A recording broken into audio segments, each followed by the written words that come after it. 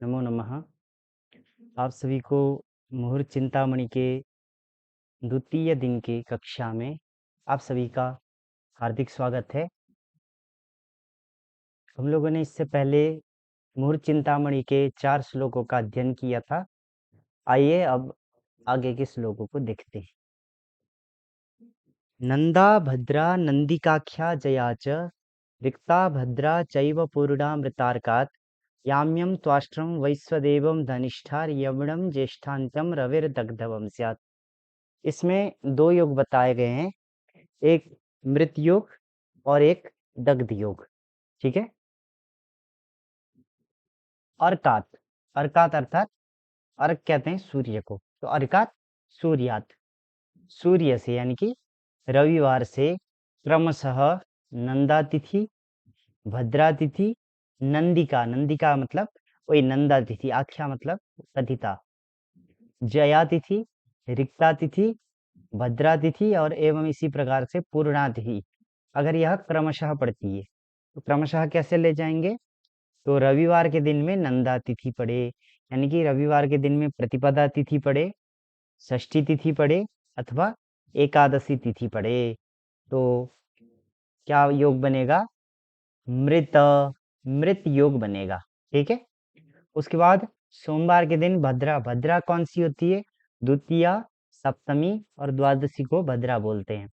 सोमवार के दिन में या तो द्वितीया तिथि पड़े या सप्तमी तिथि पड़े अथवा द्वादशी तिथि पड़े तो भी मृत योग बनेगा।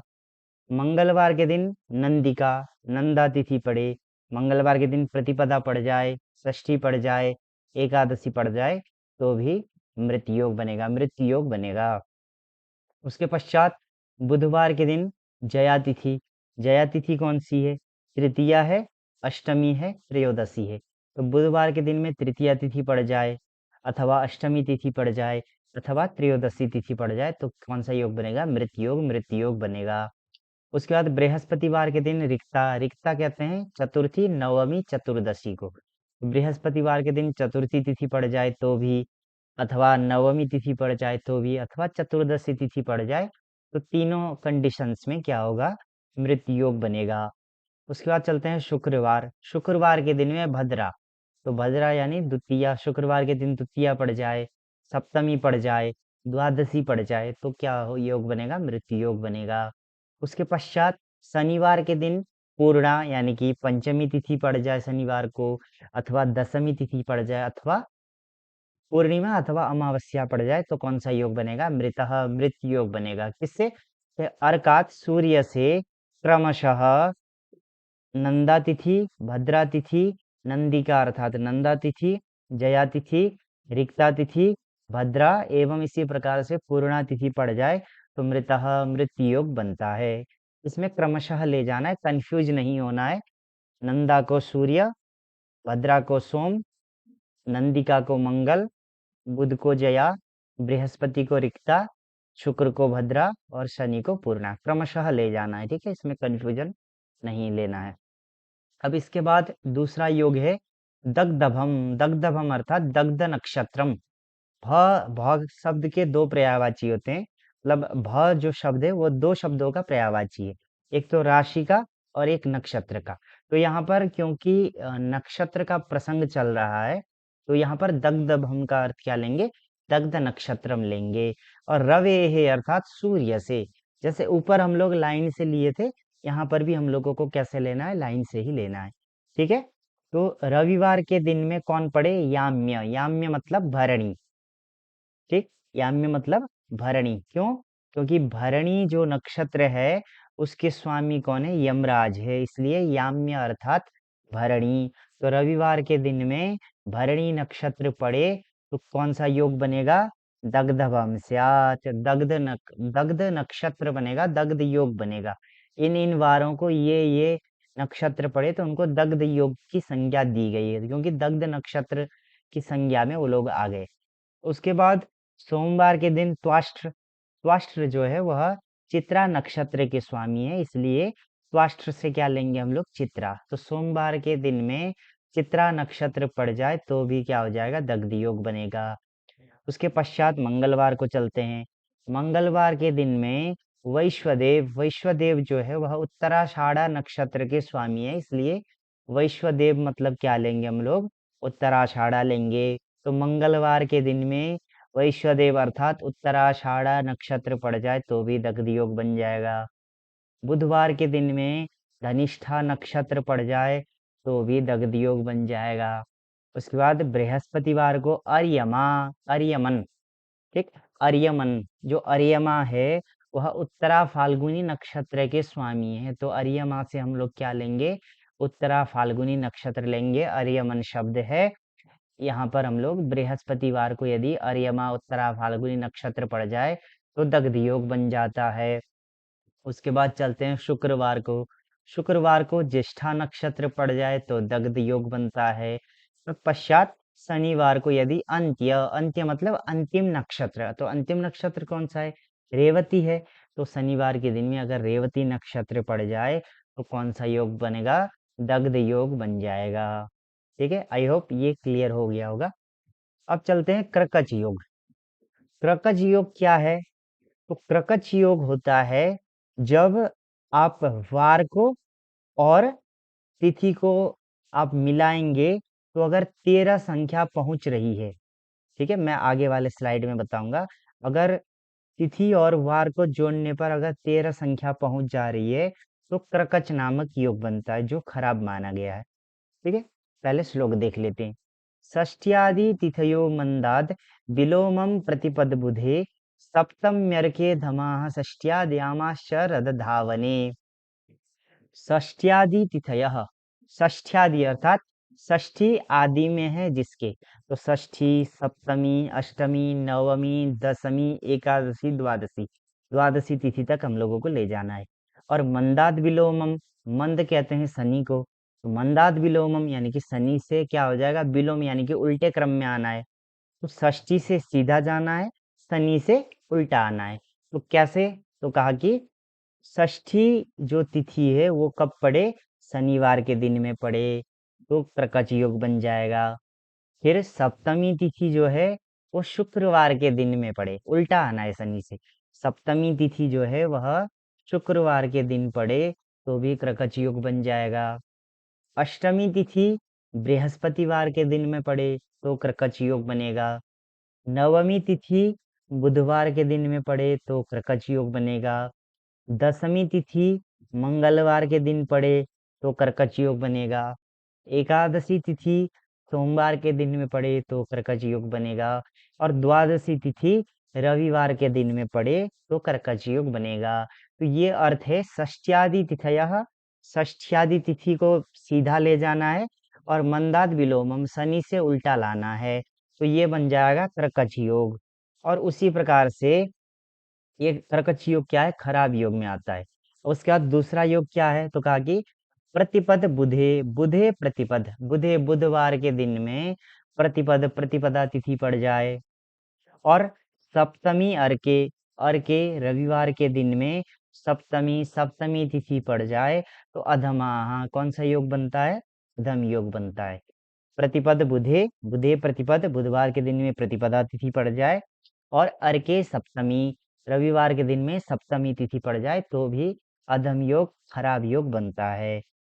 फिर षष्ठी, आदि, अमा, तीन शब्द है यहाँ पर, षष्ठी, आद्य, अमा। षष्ठी अर्थात षष्ठी तिथि क्लियर है। आद्य, आद्य मतलब प्रथम, तो प्रथम तिथि कौन सी होती है, प्रतिपदा तिथि होती है। और अमा यानी अमावस्या, ये जो तीन तिथियां हैं, षष्ठी तिथि, प्रतिपदा तिथि और अमावस्या तिथि, इन तीन तिथियों में रदधावने, रदधावन यानी कि जो दांत माजना होता है, दातुन करना होता है, इसको क्या किया गया है, निषेध किया गया है, इन तिथियों में नहीं करना चाहिए। षष्ठी तिथि में नहीं करना चाहिए, आद्य अर्थात प्रतिपदा तिथि में नहीं करना चाहिए और अमावस्या तिथि में रदधावन, दांत दातुन इत्यादि नहीं करना चाहिए। अब ये कराकच युग का जो मैं बता रहा था कि 13 संख्या, वो मैं आगे वाले स्लाइड में आपको दिखाता हूँ। जैसे हमारा ये वार है एक साइड में, ठीक है, एक साइड में क्या है, ये वार है और एक साइड में ये तिथि है। तो शनि, शनि कौन सा वार है, सातवां वार है, ठीक है, शनि कौन सा वार है, सातवां वार है। और ये है षष्ठी तिथि। तो सात में 6 जोड़ेंगे तो कितना होगा, 13, 13 संख्या पहुंच गया। शुक्र कौन सा वार है? छठवां वार है। इसमें सप्तमी तिथि, तो 7 6 इधर भी 13 हो गया। गुरुवार कौन सा है? पांचवा वार है और इधर अष्टमी तिथि, 8 5 13, इधर भी 13 पहुंच गया। बुधवार कौन सा वार है? चौथा वार है और इधर नवमी तिथि, तो 9 4 13। मंगलवार तीसरा वार है, इधर दशमी तिथि है, तो 10 3 13। ठीक है।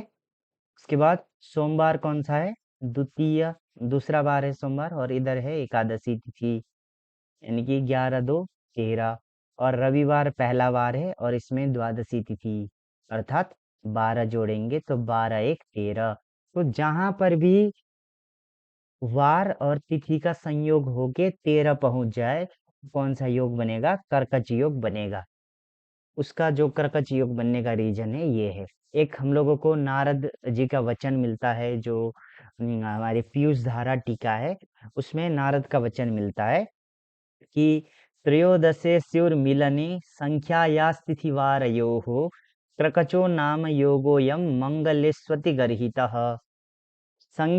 तिथिवारयोः संख्यायाः, तिथिवारयोः, तिथि और वार की जो संख्यायाः, संख्या के द्वारा, संख्या से, इनके मिलन से, संयोग से, तिथि और वार की संख्या के संयोग से यदि त्रयोदश स्युः, 13 अंक हो जा रहा है, जैसे हम लोग यहाँ पर देखें 7 6 13, 6 7 13, 8 5 13, 9 4 13, 10 3 13, 11 2 13, 12 1 13, तो ये क्या हो गया? तिथि और वार के संयोग से 13 हो गया।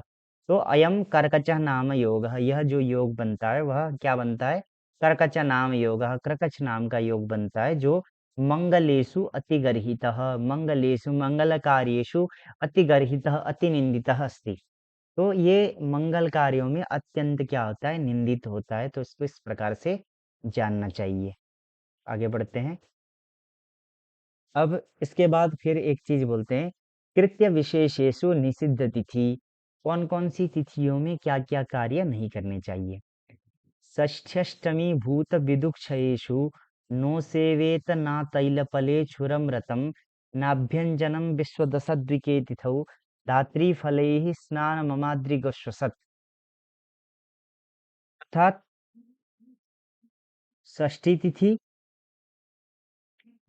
अष्टमी तिथि, भूत, भूत अर्थात चतुर्दशी तिथि, फिर विदुक्षयेषु, विदु कहते हैं चंद्रमा को, और चंद्रक्षय अर्थात जब क्षीण चंद्रमा, तो क्षीण चंद्रमा एक तरफ से, अथवा चंद्रमा का जो क्षय होता है वो कब होता है? तो ये होता है अमावस्या तिथि को, तो विदुक्षय कहते हैं अमावस्या तिथि को। इन तिथियों में नो सेवेता, सेवन नहीं करना चाहिए। किस चीज का सेवन नहीं करना चाहिए? नो सेवेता, ना नरह, मनुष्य को क्या नहीं सेवन करना चाहिए? तो कहा कि तैल, तेल, फल, फल कहते हैं मांस को, छुर, छुर कहते हैं क्षौर कर्म, और रतम अर्थात रति कार्य। ये क्रमशः इन इन तिथियों में नहीं करना चाहिए। तो षष्ठी तिथि के साथ जोड़ देंगे तेल को, षष्ठी तिथि को तेल नहीं लगाना चाहिए। उसके बाद अष्टमी तिथि के साथ जोड़ देंगे फल, मांस को, अष्टमी तिथि को मांस का भक्षण नहीं करना चाहिए। भूत, चतुर्दशी तिथि को छुरम, क्षौर कार्य नहीं करना चाहिए, बाल वाल इत्यादि नहीं छिलाना चाहिए।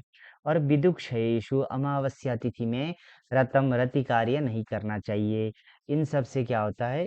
आयु का क्षीण होता है, आयु क्षीण होता है, इसलिए इन सबको त्याग देना चाहिए। षष्ठी के साथ तैल को जोड़ेंगे, अष्टमी के साथ फल अर्थात मांस को जोड़ेंगे, भूत चतुर्दशी के साथ छुरम, क्षौर कार्य को जोड़ेंगे, और विदुक्षय, विदुक्षय अमावस्या के साथ रतम, रति कार्य को जोड़ेंगे। उसके पश्चात विश्व दशद्विके तिथौ नाभ्यंजनम, विश्व, विश्व कहते हैं त्रयोदशी तिथि को, ठीक, विश्व कहते हैं त्रयोदशी तिथि को। और दश, यहाँ पर थोड़ा सा तालव्य स होगा, यहाँ पर मूर्धन्य श हो गया है, तो इसको तालव्य स समझिएगा। दश अर्थात दशमी तिथि, और द्विक, द्वितीया तिथि, इन तीन तिथियों में, अर्थात त्रयोदशी तिथि, दशमी तिथि और द्विक, द्वितीया तिथि को न अभ्यंजनम, अभ्यंजन अर्थात जो उपटन इत्यादि है वो नहीं लगाना चाहिए। और धात्री फलैः स्नानम अमाद्रि गोस्वसत, धात्री फलैः स्नानम, अमा अर्थात अमावस्या, अद्रि अद्रि कहते हैं सप्तमी तिथि को, अद्रि अर्थात पर्वत, 7 संख्या लिया जाता है। और गो गो से 9 संख्या लिया जाता है। तो अमावस्या तिथि में, अद्रि अर्थात सप्तमी तिथि में, और गो यानी कि नवमी तिथि के दिन में धात्री फलैः स्नानम असत, धात्री फलैः, धात्री फल कहते हैं आंवला को, तो आंवला का के द्वारा जो है स्नानम असत, क्या होता है, खराब होता है, असत अर्थात अशुभ होता है, खराब होता है, धात्री फल के द्वारा स्नान नहीं करना चाहिए अमावस्या तिथि में, अद्रि अर्थात सप्तमी तिथि में, और गो अर्थात नवमी तिथि में, तो इन तिथियों को त्याग देना चाहिए। तो इसके पश्चात हम लोग देखते हैं दग्ध, विष और हुतासन और यमघंट योग, ये 4 योग यहाँ पर बनते हैं। इसको हम लोग देखते हैं। सूर्येश पंचाग्निरसाष्टनंदा, वेदांग सप्तास्वि गजांक शैलाः, सूर्यांग सप्तो रगगोद्गीषा, दग्धा विशाख्याश्च हुताशनाश्च, सूर्यादिवारे तिथयो भवन्ति, मघा विशाखा शिवमूलवह्निः, ब्राह्मं करोर्काद्य यमघंटकाश्च, शुभे विवर्ज्य गमने तो वश्यम। यहाँ पर कहा गया है सूर्यादिवारे तिथयः भवन्ति, सूर्यादिवारे, सूर्यादिवारों में, अर्थात रविवार, सोमवार, मंगलवार इत्यादि वारों में, तिथयः अगर ये तिथियां होती है, तो दग्धः, विशाख्यः, विषयोगः, हुताशन योगश्च भवन्ति, ये योग होते हैं। तो इसमें क्रमशः हम लोग ले जाएंगे। तो ये जो पहला वाला भाग है, यहाँ तक, यहाँ तक का जो भाग है, इससे क्या बनता है, दग्ध योग बनता है। फिर यहाँ तक का भाग जो है, इससे विष योग बनता है। और यहाँ तक का भाग जो है, उससे हुताशन योग बनता है। ये तीनों योगों को खराब माना गया है। अब इसको हम लोग देखते हैं कैसे कैसे। तो सूर्य, सूर्य यानी कि 12 द्वादश आदित्य जैसे हम लोग जानते हैं। तो सूर्य अर्थात 12 हो गए। ईश, ईश अर्थात रुद्र, तो कितने रुद्र है, 11 रुद्र है। ईश मतलब हो गया 11। पंच, पंच अर्थात 5। अग्नि, अग्नि से 3 संख्या लिया जाता है। रस, रस से 6 संख्या लिया जाता है। मधुरादि जो रस होते हैं वह। अष्ट से अष्टमी, अष्टमी, और नंदा से नवमी, नंदा जो है वो देवी का पर्यायवाची शब्द है, तो यहाँ से 9 लिया जाता है। तो इसको क्रमशः ले जाना है। रविवार के दिन सूर्य अर्थात द्वादशी तिथि पड़े। सोमवार के दिन ईश अर्थात एकादशी तिथि पड़े। मंगलवार के दिन पंच अर्थात पंचमी तिथि पड़े। बुधवार के दिन अग्नि तृतीया तिथि पड़े। बृहस्पतिवार के दिन रस षष्ठी तिथि पड़े। शुक्रवार के दिन अष्टमी तिथि पड़े। और शनिवार के दिन नंदा अर्थात नवमी तिथि पड़े। कौन सा योग बनेगा, दग्धः, दग्ध योग बनेगा। उसके बाद चलते हैं हम लोग विष योग में। वेद मतलब होता है 4, 4 वेद होते हैं। अंग, षडंग प्रसिद्ध ही है ये तो। सप्त, 7। अश्वी, अश्वी मतलब होता है 2, अश्विनी कुमारों की संख्या ली जाती है, 2 लिया जाता है। एक चीज हमेशा ध्यान रखिएगा, जहां पर अश्वी आएगा वहां पर 2 संख्या लेना है, और जहां पर अश्व आएगा वहां पर 7 संख्या लेना है। तो अश्वी अर्थात 2। गज 8 प्रसिद्ध है। अंक 9। और शैल अर्थात पर्वत 7। तो यहाँ पर भी क्रमशः ले जाना है। रविवार के दिन वेद अर्थात चतुर्थी तिथि पड़े। सोमवार के दिन अंग अर्थात षष्ठी तिथि पड़े। मंगलवार के दिन सप्तमी तिथि पड़े। बुधवार के दिन अश्वी द्वितीया तिथि पड़े। बृहस्पतिवार के दिन गज अष्टमी तिथि पड़े। शुक्रवार के दिन अंक नवमी तिथि पड़े। और शनिवार के दिन शैल सप्तमी तिथि पड़े। कौन सा योग बनेगा, विषय योग। आख्या 2 अर्थ में आता है, एक कथित अर्थ में आता है, एक संज्ञक अर्थ में आता है। तो यहाँ पर विष संज्ञक ऐसे हम लोग समझ सकते हैं। तो ऐसे कंडीशन में कौन सा योग बनेगा, विष योग बनेगा। उसके बाद हुतासन योग पर चलते हैं। सूर्य, जैसे मैंने पहले वाले में बताया था, सूर्य अर्थात होता है 12। अंग 6 होता है। सप्त 7। उरग उरग कहते हैं सर्प को, तो यहाँ पर भी 8 संख्या लिया जाता है उरग से। गो गो से 9 संख्या लिया जाता है।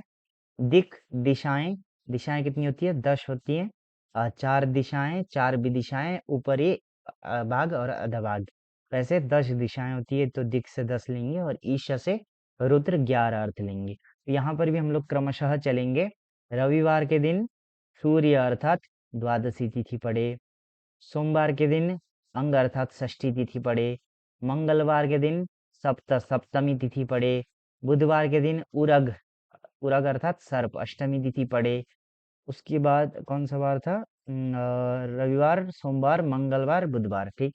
अब बृहस्पतिवार के दिन गो यानी कि नवमी तिथि पड़े।